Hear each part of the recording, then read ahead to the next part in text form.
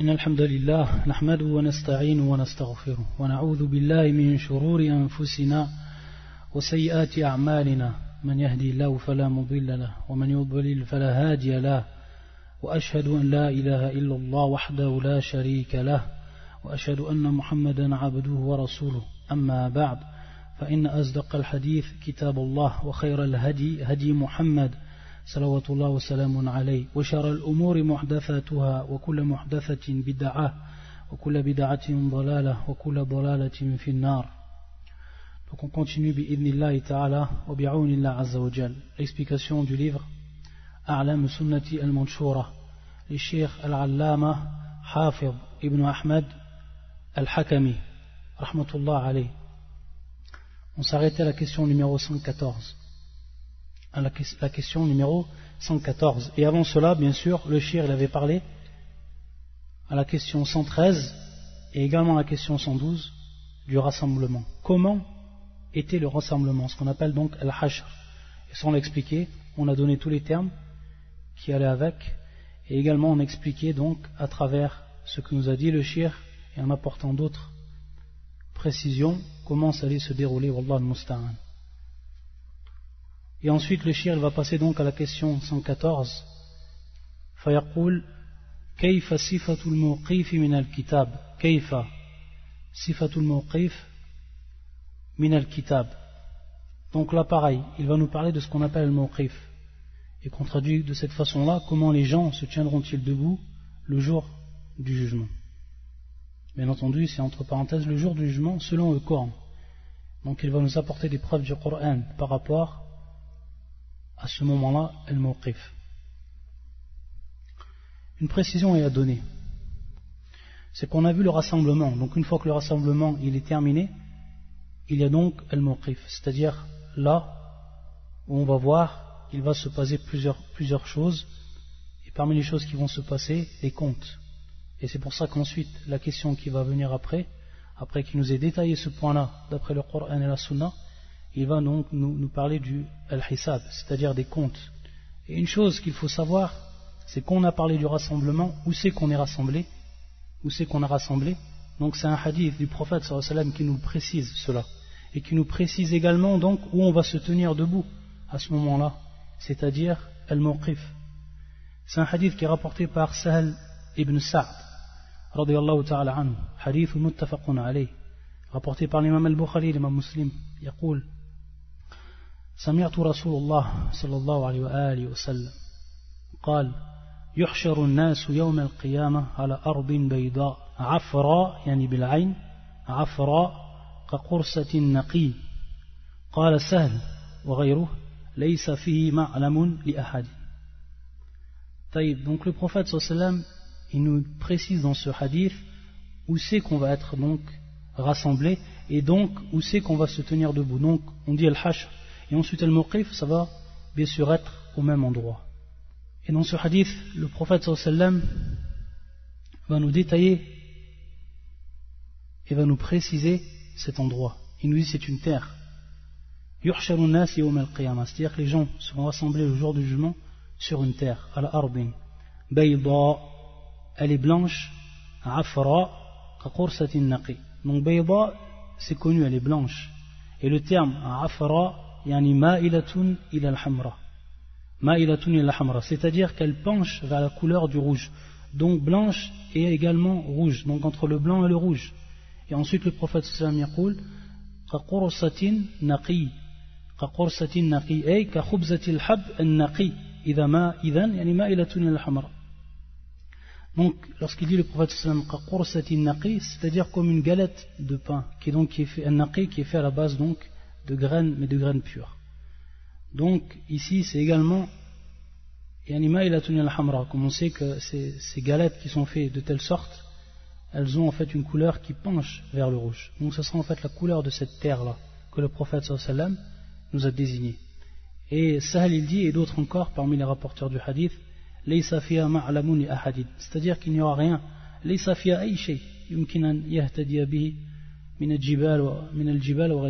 qu'il n'y aura rien sur cette terre qui sera comme des panneaux qui pourraient nous indiquer un chemin, etc. C'est-à-dire, ou alors, de façon plus générale, comme les les montagnes.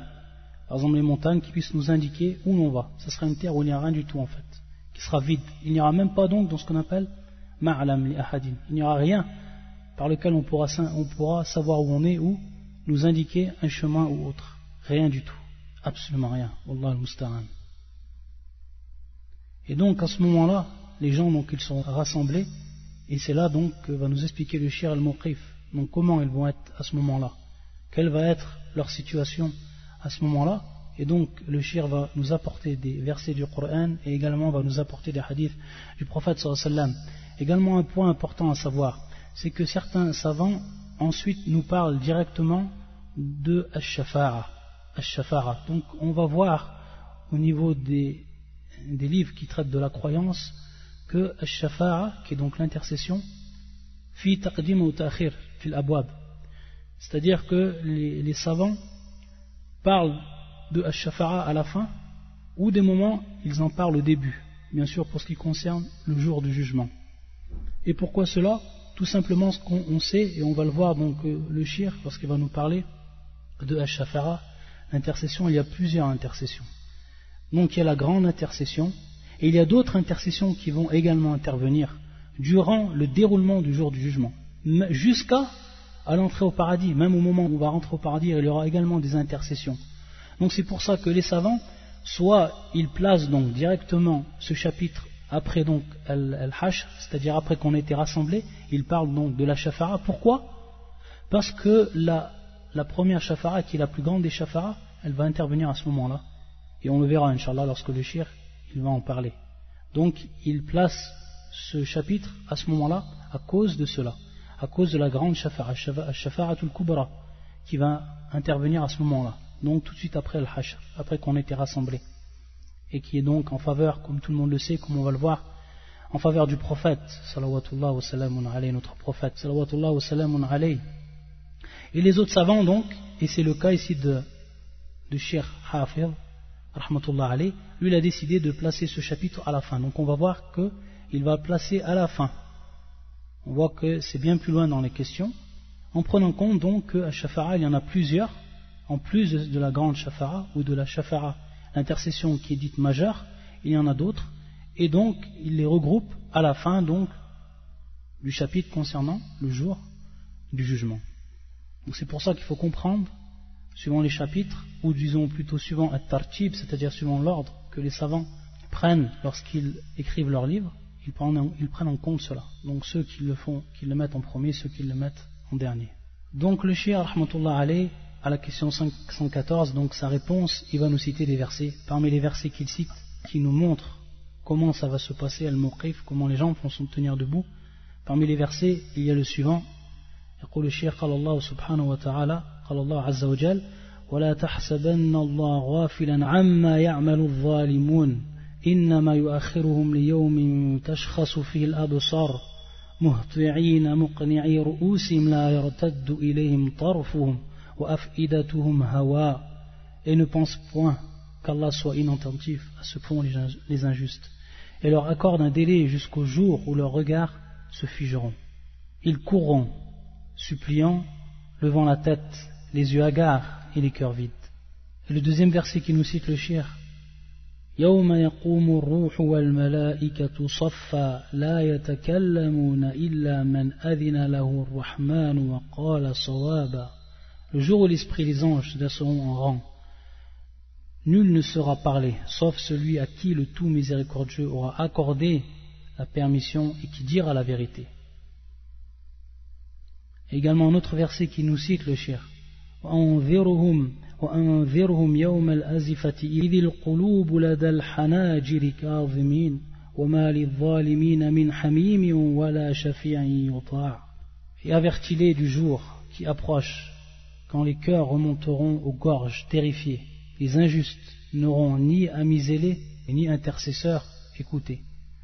Un autre verset que le shir nous cite, في يوم كان مقداره 50,000 سنة, un jour dont la durée est de 50 000 ans.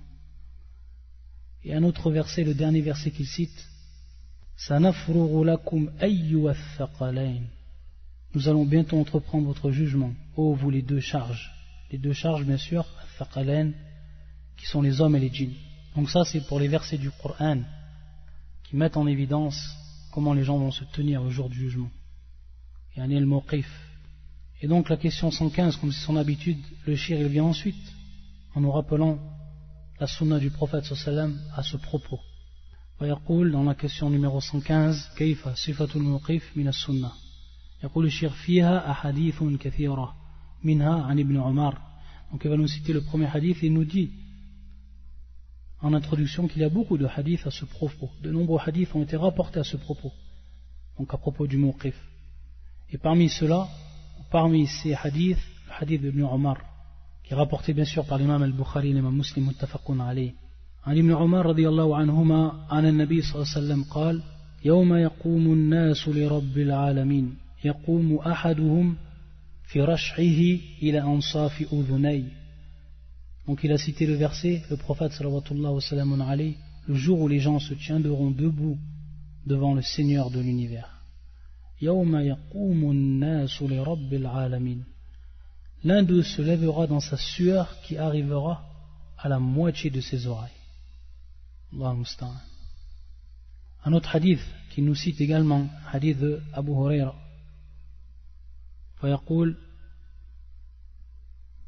وحديث أبي هريرة رضي الله تعالى عنه أن رسول الله صلى الله عليه وآله وسلم قال يعرق الناس يوم القيامة حتى يذهب عرقهم في الأرض 70 ذراعا ويلجمهم حتى يبلغ آذانهم. Les gens transpireront le jour de la résurrection à tel point que leur sueur s'infiltrera de 70 coudées dans la terre et elle arrivera au niveau de leur bouche jusqu'à atteindre leur oreille. Ça aussi c'est un hadith qui est rapporté par l'imam Bukhari et l'imam Muslim. Allah al-Musta'an. Ensuite le shir nous pose donc, à ce moment-là on a dit qu'il va y avoir al-hisab, c'est-à-dire le compte, al-hisab. Et c'est la question 116. فيقول كيف صفة العرض والحساب من الكتاب. كيف صفة العرض والحساب من الكتاب. C'est-à-dire comment va être l'exposition ou la comparution. Al-Arb. On va revenir sur ces mots, on va les expliquer en détail. Al-Arb. Et le jugement, Al-Hisab, sont-ils décrits selon le Coran? Donc leur description suivant le livre d'Allah Azza wa Jal. Et le shir va nous citer donc des versets par rapport à cela. Il a utilisé le terme Al-Arb. Il a utilisé le terme Al-Hisab, le shir, ici. Et il va nous rapporter également ensuite, dans la question numéro 117, un hadith du prophète sallallahu alayhi wa sallam. Et pour simplifier et pour comprendre, c'est-à-dire la compréhension du hadith qui va être cité par le prophète sallallahu alayhi wa sallam et la compréhension de ce qui va se passer ce jour-là, il faut savoir en fait que Al-Hisab, il a une définition. Al-Hisab a une définition. Et que Al-Hisab, il se divise en plusieurs catégories. Dans un premier temps, Al-Hisab au niveau de la langue arabe. Qu'est-ce que ça veut dire Al-Hisab au niveau de la langue arabe? Au niveau de la langue arabe, en fait, c'est l'adad. C'est pour ça, taqul, hasaba yahsibu hisaban, taqul adda ya'iddu nuquda ou yahsib nuquda ou nafs shay. Donc ça vient du verbe hasaba ou adda, c'est-à-dire compter. Donc tu comptes ton argent. Ahsib nuqudi, je compte mon argent. Et bien sûr dans le hadith du prophète sallallahu alayhi wa sallam qui est muttafaqun alayhi, rapporté par l'imam al-Bukhari et l'imam Muslim, يقول النبي صلى الله عليه وسلم من حديث ابن عمر رضي الله تعالى عنهما يقول إنا أمة أمية لا نكتب ولا نحسب. Nous sommes une communauté illettrée. لا نكتب ولا نحسب, c'est-à-dire nous n'écrivons pas et nous ne comptons pas. Et bien sûr lorsque le prophète sallallahu alayhi wa sallam يقول لا نكتب ولا نحسب, هذا الغالب, il parle bien sûr de sa communauté, c'est-à-dire des compagnons. Et bien sûr ici min bab al-ghalib, c'est pour la plupart des gens, bien entendu, de façon générale, cette parole du prophète sallallahu alayhi wa sallam. Pourquoi? Parce qu'on sait bien qu'il y a eu des kuttab, mithl kuttab al-wahi, ceux qui ont écrit la révélation, ceux qui ont donc écrit la révélation, qui ont écrit le Coran sur des feuillets, etc. Donc ça c'est de façon générale, lorsque le prophète sallallahu alayhi wa sallam il dit Inna ummatun ummiya la naktub wa la nahsib. Au niveau donc du shara, qu'est-ce que le hisab? Au niveau du shara, au niveau législatif, au niveau de la religion, son acceptation religieuse de ce terme. Wa itla'u Allah azza wa jal ibadahu ala a'malihim wa mujazatihim biha wa muhasabatihim alayha. Donc c'est le fait qu'Allah azza wa jal fait voir à ses esclaves ala a'malihim, c'est-à-dire leurs actes. Et ensuite, il les rétribue suivant cela, il leur fait donc le jugement, le compte de ces actes-là. Et comme on a dit ça, donc, c'est al-hisab. Et on a dit que al-hisab est qasim min qisman. Al-hisab, il se divise en deux catégories. La première catégorie, c'est ce qui est employé ici, le terme qui est employé dans la question par le shir, et ce qu'on appelle al-arb, qu'on peut traduire al-arb, donc si on peut écrire ces termes-là, al-arb, qu'on peut traduire par présentation ou comparution, etc. Présenter quelque chose. Ça, c'est al-arb. Lorsque tu présentes quelque chose, tu fais comparaître quelque chose, al-arb. Ça, c'est la première catégorie. Et la deuxième catégorie, al-munaqasha. Al-munaqashatu. Ça, c'est la deuxième catégorie du hisab. Al-munaqasha, on peut également traduire par demande de compte. Munaqasha. On va voir exactement au niveau de la religion que veut dire ce terme-là. Et comment on comprend la différence entre ces deux, al-arb ou al-munaqasha? Automatiquement, il y a une différence, ces deux catégories qui sont différentes l'une de l'autre, et qui rentrent bien sûr sous le terme al-hisab. Si on peut écrire les termes al-hisab, al-arb, al-munaqasha, en arabe, et également phonétique, pour comprendre cette différence, il y a un hadith du prophète sallallahu sallam alayhi, qui est muttafaqun alayh, rapporté par l'imam al-Bukhari et l'imam Muslim, et qui est un hadith de Aïcha. يقول النبي صلى الله عليه وسلم ليس أحد يحاسب إلا هلك ليس أحد يحاسب إلا هلك. Le prophète sallam il dit cette parole, ليس أحد يحاسب إلا هلك. Il n'y a personne à qui compte est fait sans qu'il ne soit perdu, sans qu'il ne soit perdu. Donc on voit le terme qui est employé par le prophète sallam en revenant au terme arabe yuhasab, donc qui vient du terme al-hisab. Donc il faut bien comprendre le terme qui est employé par le prophète sallam et ensuite ce qu'il va dire le prophète sallam. À ce moment-là, lorsqu'elle a entendu cela, Aïcha, et c'est elle qui rapporte bien sûr le hadith, qu'est-ce qu'elle a dit à Aïcha? قلت يا رسول الله جعلني الله فداءك أليس يقول الله عز وجل فأما من أوتي كتابه بيمينه فسوف يحاسب حسابا يسيرا. Donc après avoir entendu cette parole, elle pose la question à Aïcha au prophète sallallahu alayhi wa sallam en lui rappelant un verset du Coran.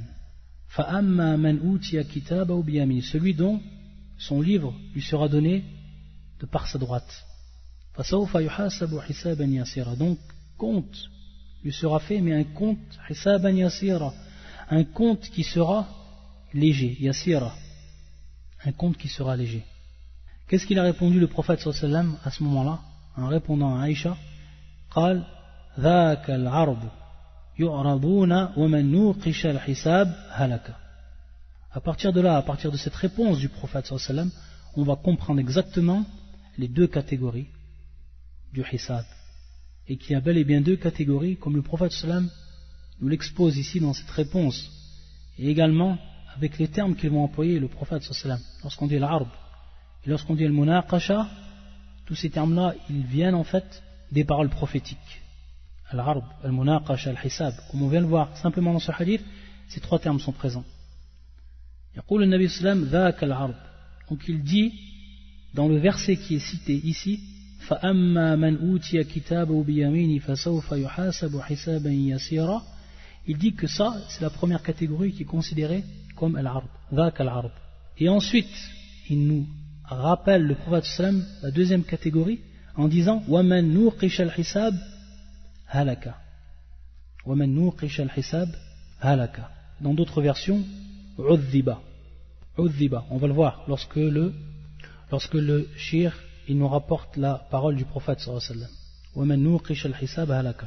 Donc ici on voit le terme employé nuqisha qui vient donc du terme al-munaqasha. Et comment on va comprendre l'arb? Comment on va comprendre l'arb? Qu'est-ce que l'arb? Donc on sait que c'est ذاك العرض, c'est al-hisab al-yasir, ce qui est traduit ici par le prophète sallam d'après le verset du Coran qui nous a donc donné son tafsir et nous a expliqué al-hisab al-yasir, et ça c'est l'ard. Donc par rapport à cela, comment on va comprendre exactement comment ça va se passer l'ard et quelle est la différence avec al-munaqasha. Il y a donc un autre hadith du prophète sallam qui vient nous mettre en évidence cela. C'est un hadith qui est rapporté par l'imam Ahmed et qui est authentifié par Cheikh al-Albani fi Mishkat al-Masabih.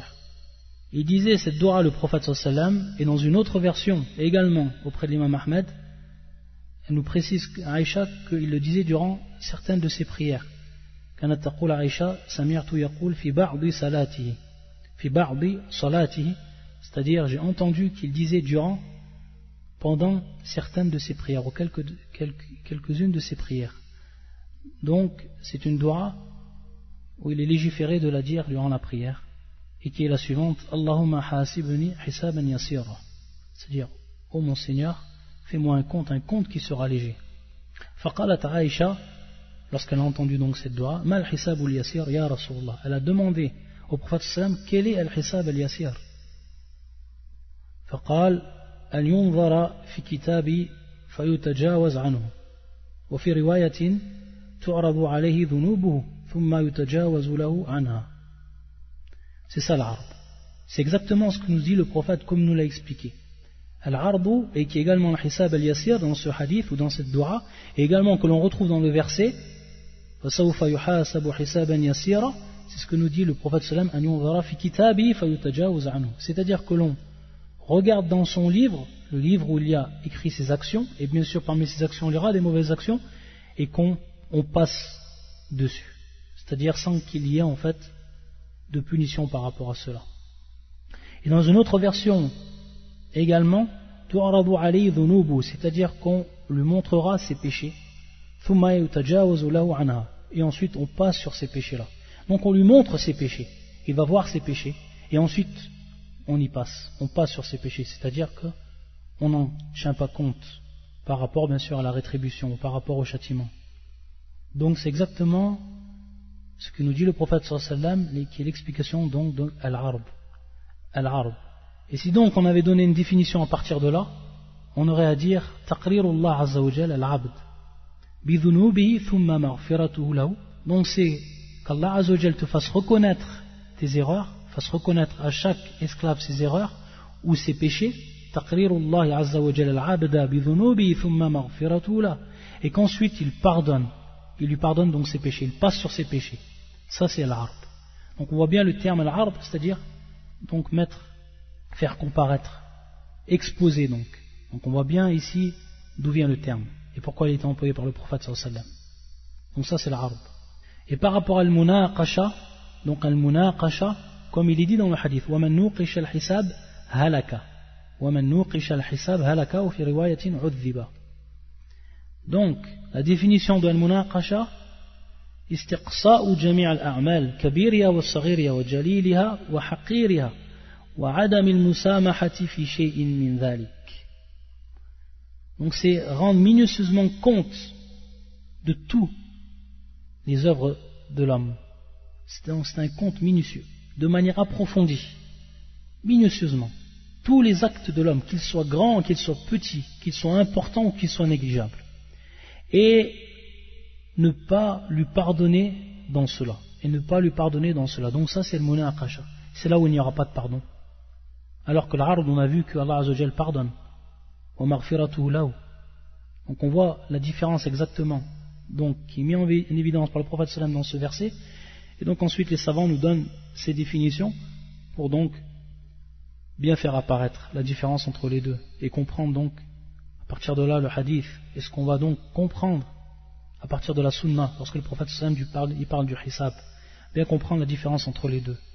Donc ça c'est al-munaqasha, istiqsa'u jami' al-a'mal kabiriha wa saghiriha wa saghiriha jaliliha wa haqiriha wa adam al-musamahati fi shay'in min dhalik. On peut comprendre également, et ça c'est important, et on va voir pourquoi on comprend de cette manière-là. On le précise. C'est que dans le hadith, et c'est la version que va nous donner le shir en fait, à la question numéro 117, lorsqu'il nous rapporte la parole du prophète sallallahu alayhi wa sallam. et qui est la suivante, ma nuqisha al-hisaba udhiba. Au niveau du terme udhiba, les savants nous disent en fait que l'on peut comprendre ce terme-là de deux façons différentes. Udhiba. C'est-à-dire, an yakun al-adhab bidhati. Tayyib. Donc la première compréhension, c'est man nuqisha al-hisaba udhiba. C'est-à-dire qu'au moment même où il y a le munaqasha, c'est-à-dire au moment où on montre toutes les œuvres de manière minutieuse, on montre toutes les œuvres à Ibn Adam et qu'on lui fait voir tous ses péchés, à ce moment-là, qu'est-ce qu'il advient? Il advient un adhab, c'est-à-dire que la personne yata'adhab bidhalik, c'est-à-dire que c'est un châtiment en lui-même. C'est le munaqasha en lui-même, c'est un châtiment. C'est pour ça c'est comme ça ici qu'on le comprend. Udhiba. Ça c'est la première compréhension. Donc al-munaqasha bidhatiya adhab. Al-munaqasha bidhatiya adhab. C'est comme ça qu'on comprend, ou la première compréhension qu'on peut avoir du hadith et qui est saine. C'est une compréhension qui est saine.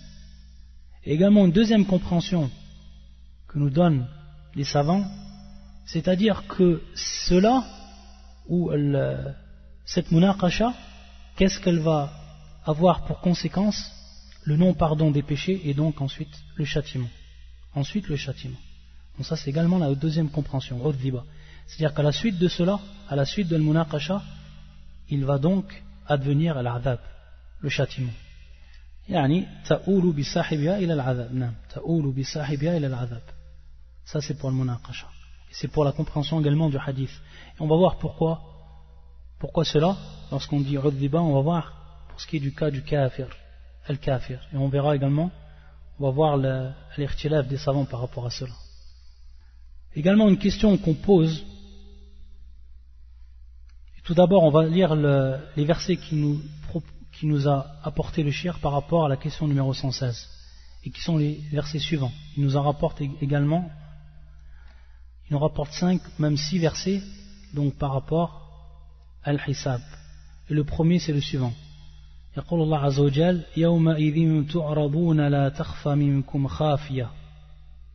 Ce jour-là, vous serez exposés et rien de vous ne sera caché. Le deuxième verset qu'il dit وَعُرِضُوا عَلَى رَبِّكَ صَفًّا لَقَدْ جِئْتُمُونَا كَمَا خَلَقْنَاكُمْ أَوَّلَ مَرَّةٍ. Et ils seront présentés en rang devant ton Seigneur. Vous voilà venus comme nous vous avons créé la première fois. Également un autre verset qui nous cite le shir. وَيَوْمَ نَحْشُرُ مِنْ كُلِّ أُمَّةٍ فَوْجًا مِمَّا يُكَذِّبُ بِآيَاتِنَا فَهُمْ يُوزَعُونَ حتى إذا جاءوا قال أكذبتم بآياتي ولم تحيطوا بها علما أم ماذا كنتم تعملون ووقع القول عليهم بما ظلموا فهم لا ينطقون. Et le jour où nous rassemblerons de chaque communauté une foule de ceux qui démentaient nos signes et qu'ils seront placés en rang, puis quand ils seront arrivés, Allah dira avez-vous traité de mensonges mes signes? C'est-à-dire entre parenthèses, Allah dira avez-vous traité de mensonges mes signes sans les embrasser de votre savoir? Ou que faisiez-vous donc? Et la parole leur tombera dessus à cause de leur injustice et ils ne pourront rien dire. Et également le verset suivant qui nous cite le shir. يَوْمَئِذٍ يَصْدُرُ النَّاسُ أَشْتَاتًا لِيُرَوْا أَعْمَالَهُمْ فَمَنْ يَعْمَلْ مِثْقَالَ ذَرَّةٍ خَيْرًا يَرَهُ وَمَنْ يَعْمَلْ مِثْقَالَ ذَرَّةٍ شَرًّا يَرَهُ. Ce jour-là, les gens sortiront séparément pour que leur soient montrées leurs œuvres. Quiconque fait un bien fût-ce du poids d'un atome le verra, et quiconque fait un mal fût-ce du poids d'un atome le verra. Également un autre verset. فَوَرَبِّكَ لَنَسْأَلَنَّهُمْ أَجْمَعِينَ عَمَّا كَانُوا يَعْمَلُونَ. Par ton Seigneur, nous les interrogerons tous sur ce qu'ils œuvraient. Et le dernier verset qu'il cite, وَقِفُوهُمْ إِنَّهُمْ مَسْئُولُونَ. Et arrêtez-les car ils doivent être interrogés. Dans les deux derniers versets que le shir nous a cités. فَوَرَبِّكَ لَنَسْأَلَنَّهُمْ أَجْمَعِينَ. Et le deuxième verset, وَقِفُوهُمْ إِنَّهُمْ مَسْئُولُونَ. Ça, c'est ces deux versets du Coran. Et il y a un autre verset du Coran qui pourrait, suivant donc notre compréhension, à nous, être en contradiction, et qui est le verset suivant. Donc,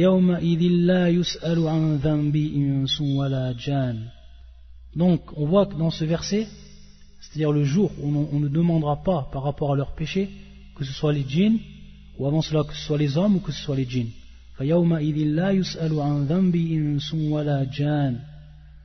Les premiers versets qu'on a cités, comme le suivant,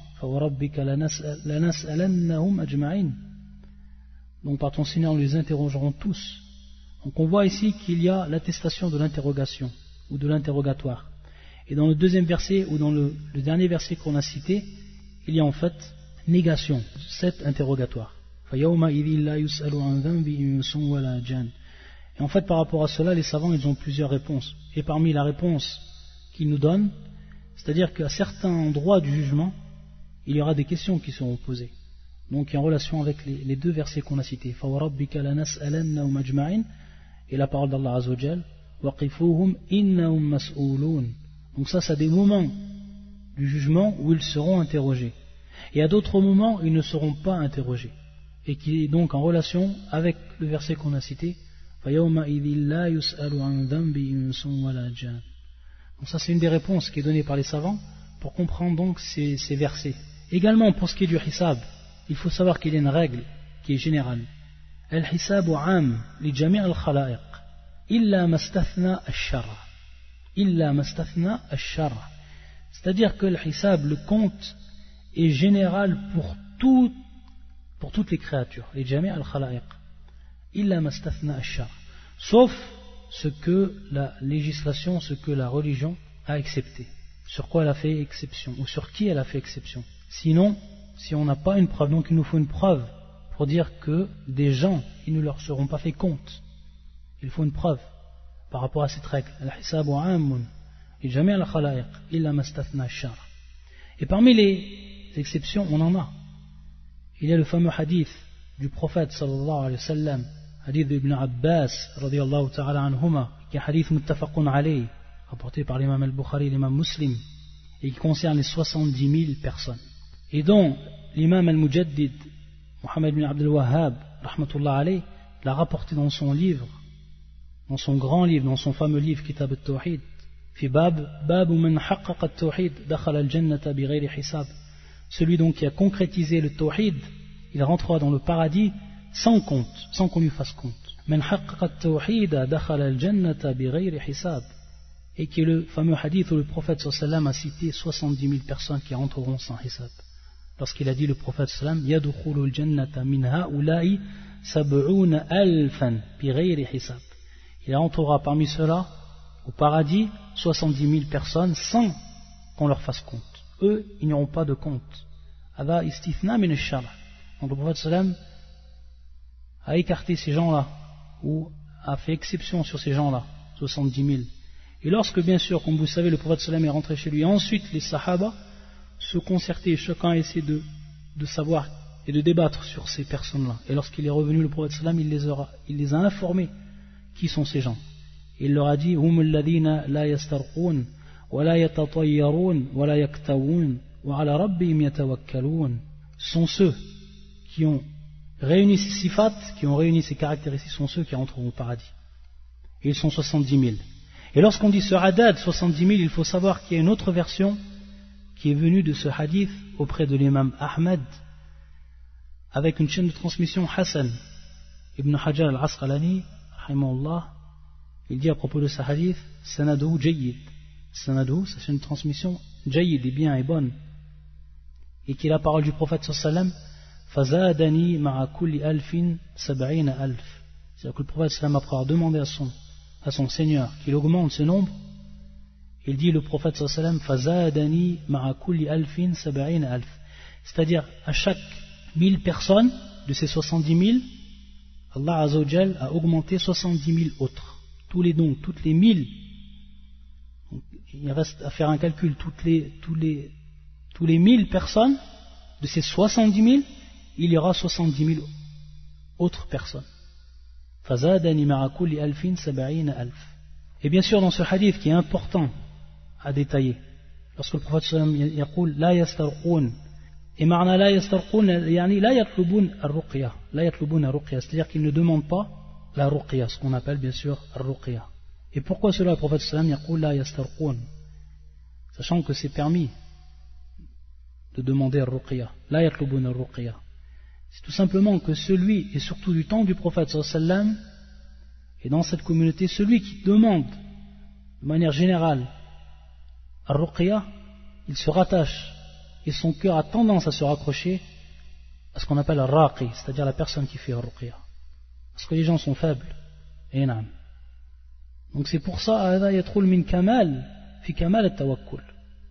c'est-à-dire la personne qui ne demande pas, la yastarqun, cela rentre dans kamal al-tawakkul, c'est-à-dire la perfection du tawakkul, les personnes qui ne demandent pas al-ruqya.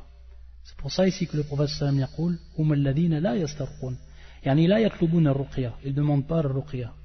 Également ensuite il dit wala yatatayyarun, wala yatatayyarun, et bien sûr ça vient de ce qu'on appelle at-tatayyur,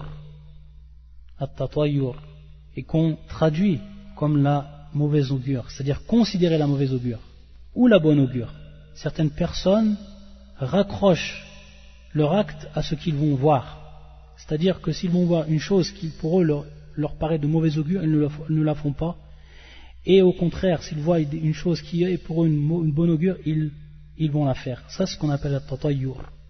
Et ça vient bien sûr du terme at-tayr, c'est-à-dire de l'oiseau. Pourquoi c'est pris de ce terme at-tayr, l'oiseau? Parce que du temps de la jahiliya, les gens de façon générale, ils se raccrochaient en fait aux oiseaux. C'est-à-dire la mauvaise augure et la bonne augure, c'était par rapport aux oiseaux qu'ils voyaient, etc. Mais bien sûr, ça peut être de manière tout à fait générale. Ça peut être également tatayur bin nujum, c'est-à-dire par rapport, considérer la mauvaise et la bonne augure par rapport aux étoiles. Également, comme c'est connu en France, lorsqu'ils disent le chat noir, lorsque la personne voit un chat noir et qu'ils disent que ça c'est une mauvaise augure et qu'elle rentre chez elle, lorsqu'elle voit le chat noir. Ça c'est du tatayur. C'est ce qu'on appelle tatayur, ou tayra, donc qui vient donc de ce terme. Et bien sûr, هذا ينافي التوكل, هذا ينافي التوكل. Et également, يقول ولا يكتوون, ولا يكتوون. Et ce qu'on a la yaktaoun, c'est-à-dire qu'ils ne font pas la cautérisation. Al-iktiwa traduit donc la cautérisation. Et il faut savoir que la yaktaoun, ça ne veut pas dire ici que c'est interdit. Pourquoi? Parce que le prophète sallallahu alayhi wa sallam l'a fait et qu'il a également ordonné parmi ses compagnons de le faire. Mais il faut savoir de manière générale, lorsqu'on regarde la sunna de manière générale, et qu'il y a 4 considérations du prophète sallam par rapport à l'iktiwa. Il y a son fi'l, c'est-à-dire l'acte, et qui nous prouve donc al-jawaz. Et également adam al-mahabba lahu, salawatullah wa sallam alayhi, c'est-à-dire qu'il n'aime pas l'iktiwa. Et également al-thana'u ala man taraka l'iktiwa, c'est-à-dire, comme dans ce hadith, c'est-à-dire l'éloge par rapport à ceux qui délaissent la cautérisation, l'iktiwa. Et également d'autres hadiths qui nous apportent un nahi, ou qui yufid un nahi. C'est la 4e catégorie, si on pouvait les hadiths concernant l'iktiwa, si on pouvait les regrouper en 4 catégories. Un nahi anhu, c'est-à-dire l'interdiction. Mais bien sûr ici un nahi, si on regroupe donc avec l'acte du prophète sallallahu alayhi wa sallam, on va bien sûr comprendre que c'est un nahi litanzi, la litahrim litanzi. C'est-à-dire que c'est déconseillé ici par rapport, on considère donc un nahi qui est de l'ordre du déconseillé. Wa ala rabbihim yatawakkalun. Et donc ensuite, bien sûr, après avoir cité tout ce qui va à l'encontre du tawakkul, que ce soit min kamal tawakkul ou tawakkul binafsi, il dit le prophète sallam wa ala rabbihim yatawakkalun. Et donc sur leur Seigneur, ils ont la pleine confiance, tawakkul. Ils font le tawakkul par rapport à leur Seigneur. Ils ont un tawakkul complet, kamil, par rapport à leur Seigneur. Donc ce sont ceux, les 70 000, qui rentreront au paradis sans hisab. Aussi un point qu'il faut savoir par rapport à l'hisab, et qui est important. Il faut savoir que la communauté du prophète sallallahu alayhi wa sallam, c'est la première communauté à qui compte sera fait. Alors que c'était la dernière communauté à apparaître. Et ça bien sûr c'est par la grâce. Min fadlillah azza wa jalla ala hadhihi al-ummah. C'est par la grâce d'Allah azza wa jalla sur cette communauté. Et bien sûr par rapport à ça il y a plusieurs hadiths du prophète sallallahu alayhi wa sallam. Comme le hadith rapporté par l'imam al-Bukhari ou l'imam Muslim, Nahnu al-akhirun as-sabiqun yawm al-qiyamah. Nous sommes les derniers et les premiers le jour du jugement, ou ceux qui vont devancer les autres, bien sûr, entre parenthèses, le jour du jugement. Également, un autre hadith qui est rapporté par Ibn Majah, bisanadin Hassan, avec une chaîne de transmission Hassan, Nahnu akhirul umam wa awwalu man yuhasab. Nous sommes la dernière des communautés et nous sommes la première à qui compte sera fait. Une autre question également qui est importante et qui rentre aussi dans le hisab, hal al-kuffar yuhasabun am la? Est-ce qu'on va faire compte, on va rendre compte aux kuffars, aux mécréants ou pas? Il y a en fait deux avis chez les savants par rapport à cette question-là. Certains savants disent en fait qu'il n'y a pas de compte. Pas de compte leur sera fait. Parce que ce sont des kuffars en islam. Là, yadkhuluna al-jannah abadan. Ils ne rentreront jamais au paradis. On ne leur rendra pas de compte par rapport à cela. Et bien sûr, ils prennent, c'est donc le premier avis, et ils prennent comme preuve un des versets du Coran, et qui est le suivant, qui fait surat al-Qasas, et qui est le verset 78. وَلَا يُسْأَلُ عَنْ ذُنُوبِهِمْ الْمُجْرِمُونَ. Et les criminels ne seront pas interrogés sur leurs péchés. وَلَا يُسْأَلُ عَنْ ذُنُوبِهِمْ الْمُجْرِمُونَ. Et les criminels ne seront pas interrogés sur leurs péchés. Et également un autre verset, et qui fait surat al-Furqan, et qui est le verset 23. وَقَدِمْنَا إِلَى مَا عَمِلُوا مِنْ عَمَلٍ فَجَعَلْنَاهُ هَبَاءً مَنْثُورًا. Nous avons considéré l'œuvre qu'ils ont accomplie et nous l'avons rendue, ou nous l'avons réduite en poussière éparpillée. Donc pour eux, à partir de ce verset, ils n'ont même pas de hasanat, donc il n'y a même pas de compte à faire à ces gens-là, aux kuffars. Ça c'est le premier avis. Et le deuxième avis, c'est que compte leur sera fait. Et également, les savants qui disent cette parole-là, ils prennent également des versets du Coran, comme le verset suivant. وَأَمَّا مَنْ أُوتِيَ كِتَابَهُ بِشِمَالِهِ فَيَقُولُ يَا لَيْتَنِي لَمْ أُوتَ كِتَابِيَهْ وَلَمْ أَدْرِ مَا حِسَابِيَهْ. Comme في surat al-Haqqa, qui est le verset 25 et 26. Quant à celui à qui on aura remis le livre en sa main gauche, il dira hélas, pour moi j'aurais souhaité qu'on ne m'ait pas remis mon livre et ne pas avoir connu mon compte. Et également dans le verset également, inna ilayna iyabahum thumma inna alayna hisabahum, inna ilayna iyabahum thumma inna alayna hisabahum. Donc dans ces versets ici, al-umum, c'est-à-dire que c'est général, yatrul fil kuffar, par rapport à ceux à qui le livre sera donné dans leur main gauche, ceux qui reviendront à Allah Azza wa Jal, thumma inna alayna hisabahum, donc Allah Azza wa Jal leur fera les comptes, ça c'est de manière générale cité. Donc il rentre également ici al-kuffar. Et également la parole du prophète sallallahu laysa ahadun yawm al-qiyamah yuhasab illa halaka. On voit ici laysa ahadun yawm al-qiyamah, c'est-à-dire il n'y a personne, ahad. Et ici également al-umum, c'est-à-dire que c'est général. Cette parole du prophète sallallahu il rentre également dedans al-kuffar. Par contre al-hisab عندهم حسابهم حساب تقرير والتقريع يعني تقرير والتقريع. Qu'est-ce que ça veut dire? Ça veut dire que le hisab, qu'ils reconnaissent leurs péchés, et également ensuite le reproche qu'il leur sera fait. Allah al-Musta'an. Et donc, si on dit que le kuffar compte leur sera fait, il y a bien sûr ici des hikam, c'est-à-dire qu'il y a des sagesses par rapport à cela. Et c'est le dernier point qu'on va traiter. Et ensuite on reviendra au livre, on lira la question 117, Inch'Allah ta'ala. Il faut savoir donc qu'il y a des hikam min muhasabatil kuffar. Al-hikamu min muhasabatil kuffar. Lorsque compte est fait au kuffar, il y a des sagesses. La première, idha'u kamal adlillah azza wa jal. La hujjata wa la udhr lahum. C'est-à-dire que Allah azza wa jal va faire apparaître sa justice parfaite devant ses créatures. Et qu'ils n'auront donc pas d'arguments, qu'ils n'auront pas d'excuses devant Allah azza wa jal. Comme il dit Allah azza wa jal fi surat an-Nisa, qui est le verset 165, رسلا مبشرين ومنذرين لئلا يكون للناس على الله حجة بعد الرسل وكان الله عزيزا حكيما. En tant que messager annonciateur et avertisseur, afin qu'après la venue des messagers il n'y a eu pour les gens point d'argument devant Allah, et Allah est puissant et sage.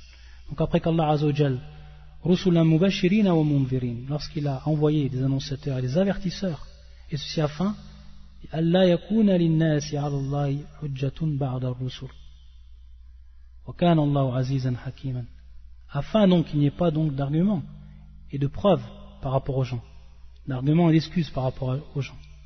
Donc ça c'est la première hikmah. La deuxième, naw'un min anwa' al-'adhab. Et c'est là qu'on va comprendre également l'une des interprétations qui avait été donnée, ou de la compréhension du hadith du prophète sallam qui avait été donné, et qui est la parole suivante du prophète sallam, man nuqish al-hisab udhiba. Man nuqish al-hisab udhiba. C'est-à-dire donc, celui qui a à rendre minutieusement compte de ses actes sera châtié. Et donc, udhiba, on a vu que l'adhab, il advient au moment même de al-munaqasha, suivant cette compréhension. Donc on voit bien que c'est un adhab pour les kuffars ici. Donc naw'un min anwa' al-'adhab. Ça aussi c'est une des sagesses d'Allah Azza wa Jal, qu'il leur fasse leur compte. Et également une des sagesses, et ça c'est bien sûr suivant l'un des avis des savants, une grande question où les savants divergent et qui revient à une question des bases de la jurisprudence fil usul al-kuffaru mukhatabun bi furu' al-shari'a.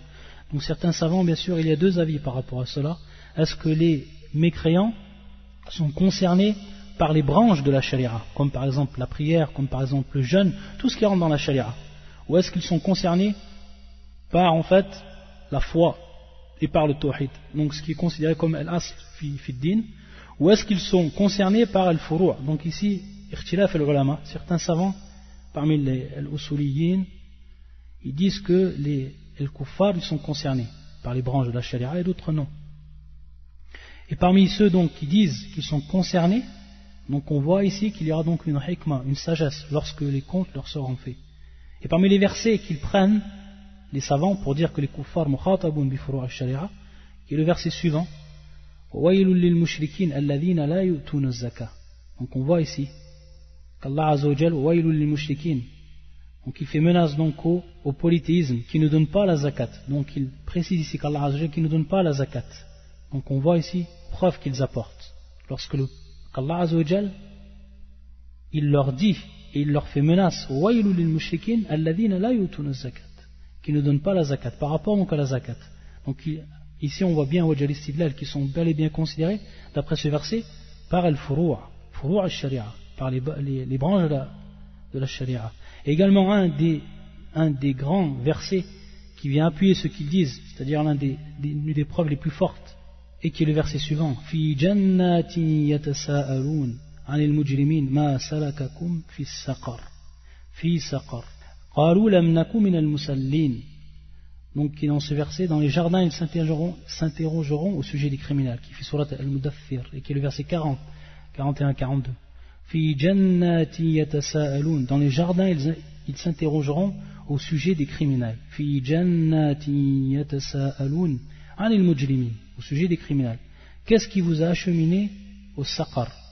Ma salakakum fi saqar qalu lam naku min al-musallin. Donc ici hada wa shahid, ils diront nous n'étions pas de ceux qui faisaient la prière.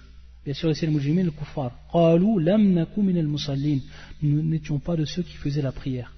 Donc ici Allah Azza wa Jalla les a châtiés par rapport au fait qu'ils n'ont pas fait la prière. Et la prière par rapport à eux c'est considéré min al-furu', bien entendu. C'est considéré ici min al-furu' par rapport à eux, c'est considéré comme les branches. Donc ici les savants ils prennent comme aspect argumentatif de ce verset que lorsque Allah Azza wa Jalla les châtie, ces kuffars, par rapport au fait qu'ils n'ont pas fait la prière et que la prière est considérée par rapport à eux al-furu', alors automatiquement on comprend qu'ils sont mukhatabun, qu'ils sont concernés également bil-furu', qu'ils sont concernés également par les branches de la législation, pas seulement les bases de la législation mais également les branches de la législation. Et également, donc ça rentre dans la troisième, par rapport à cet avis des savants, ça rentre dans la troisième hikmah. Et également la quatrième hikmah, c'est que les kuffar manazil, ou darajat, c'est-à-dire que les kuffars, ils ont des degrés par rapport à leur kufr. Par exemple, il y a ceux qui appellent au kufr, et qui jour et nuit font la da'wa dans le kufr. Il y a également ceux qui combattent jour et nuit les musulmans. Donc, ces kuffars, il y a entre eux des degrés. Et donc par rapport à ça, lorsqu'on va leur montrer leur acte, on va donc pouvoir leur faire voir la différence dans cela. Et donc le dernier point par rapport à cela, il faut savoir que Al-Kuffar, s'ils ont fait de bonnes actions, alors les bonnes actions, leur récompense, c'est dans la vie d'ici-bas. C'est dans la vie d'ici-bas. Ça, c'est un dernier point, à titre une parenthèse, un dernier point que l'on cite par rapport à cette question-là lorsqu'on parle des mécréants. Et on se base sur un hadith qui est rapporté par l'imam Muslim. Inna Allah yu'ajjilu lil kafir hasanati fi dunya hatta idha ja'a yawm al-qiyamah la hasanata lah. Dans ce hadith qui est rapporté par l'imam Muslim, Allah Azza wa Jal yu'ajjila lil kafir, c'est-à-dire qu'il donne de manière immédiate aux mécréants ses bonnes actions, fi dunya, dans la vie d'ici-bas, jusqu'à qu'il vienne le jour du jugement et il n'aura pas en fait de hasanat, c'est-à-dire de récompense par rapport aux bonnes actions qu'il a fait. La hasanata la. La hasanata la. Et bien sûr, la récompense, elle peut être de plusieurs degrés, ou elle peut prendre plusieurs formes. Par exemple, une personne qui a fait du bien par rapport aux pauvres, etc., il prend une renommée, c'est-à-dire tout le monde l'aime, et il prend une renommée dans cette vie d'ici-bas. Une grande renommée. Ça, c'est une forme de récompense par rapport à cette personne-là, etc. Ala kulli hal, hadith wadih, pour dire que Allah Azza wa Jal, par rapport à leurs bonnes actions, ils auront la récompense de cette vie d'ici-bas, mais dans l'au-delà, rien du tout. Wallah al-musta'an. Donc pour terminer le cours d'aujourd'hui, on va lire donc la question numéro 117, et qui nous parle bien sûr du hisab également, mais ici le shir vient faire voir comme c'est décrit d'après la sunna. Kayfa sifatu dhalika min as-sunnah. Donc il nous rapporte également plusieurs hadiths.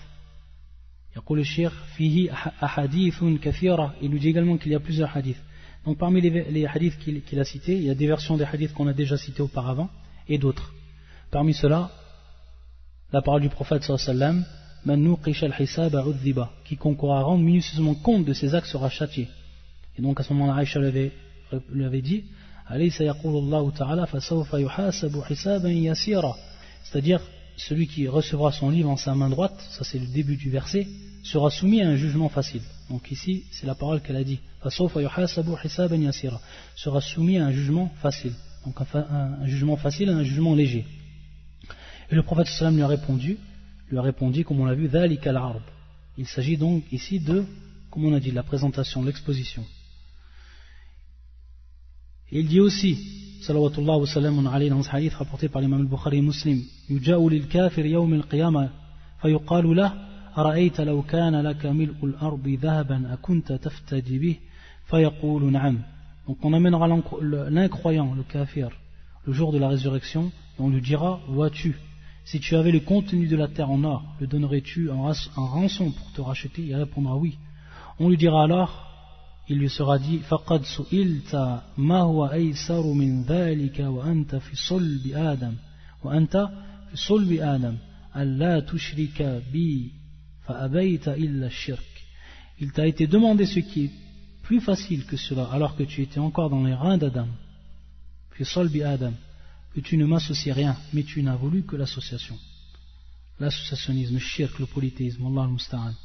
Il dit également le prophète sallallahu alayhi wa sallam, également dans un hadith qui est rapporté par l'imam al-Bukhari, Ma minkum min ahadin illa sayukallimuhu rabbuhu laysa baynahu wa baynahu turjuman fayanzuru aymana minhu fala yara illa ma qaddama min amalihi wa yanzuru ash'ama minhu fala yara illa ma qaddam وينظر بين يديه فلا يرى إلا النار تلقاء وجهه فاتقوا النار ولو بشق تمرة ولو بكلمة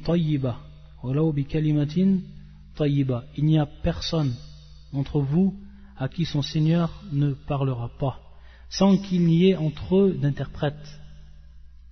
Turjuman. Ensuite il regardera à sa droite et ne verra que ce qu'il a fait comme œuvre, que ce qu'il a avancé de ses œuvres. Puis il regardera à sa gauche et ne verra que ce qu'il a avancé également de ses œuvres. Enfin il regardera devant lui et ne verra que le feu en face de lui. Alors mettez-vous à l'abri. Ensuite le prophète sallam, il nous donne ce conseil, fattaqun nara walau bi shiqqi tamratin walau bi kalimatin tayyiba. Alors mettez-vous à l'abri du feu, fattaqun nar, ne fût-ce que par la moitié d'une date, ou même par une bonne parole, walau bi kalimatin tayyiba. Et il dit également le prophète sallallahu wa sallam alayhi, يدنو أحدكم يعني المؤمنين من ربه حتى يضع كنفه عليه فيقول عملت كذا وكذا فيقول نعم ويقول عملت كذا وكذا فيقول نعم فيقرره ثم يقول إني سترت عليك في الدنيا وأنا أغفرها لك اليوم. Donc on voit bien que ce dernier hadith, c'est un hadith qui concerne donc l'Arab, où le prophète, où Allah Azza wa Jal expose les péchés, donc Adam min bab al-taqrir, jusqu'à qu'ils reconnaissent, et ensuite il lui les pardonne. Et donc, ce hadith qui est rapporté par l'imam al-Bukhari et Muslim, hadith ibn Omar, radiyallahu ta'ala anhuma, l'un de vous, c'est-à-dire les croyants, s'approchera de son Seigneur jusqu'à ce qu'il le mette sous son égide. Puis il lui dira, as-tu fait telle et telle chose? Il lui répondra que oui. Puis il lui dira, as-tu fait telle et telle chose? Il lui répondra que oui. Ainsi, il lui fera avouer ses péchés. Donc ici, il avoue. Il reconnaît ses péchés. Ensuite, il lui dira, je les ai cachés dans le bas monde et voilà que je te les pardonne aujourd'hui. Allahu Akbar. Subhanaka Allahumma bihamdika. Ashhadu an la ilaha illa anta. Astaghfiruka wa atubu ilayk.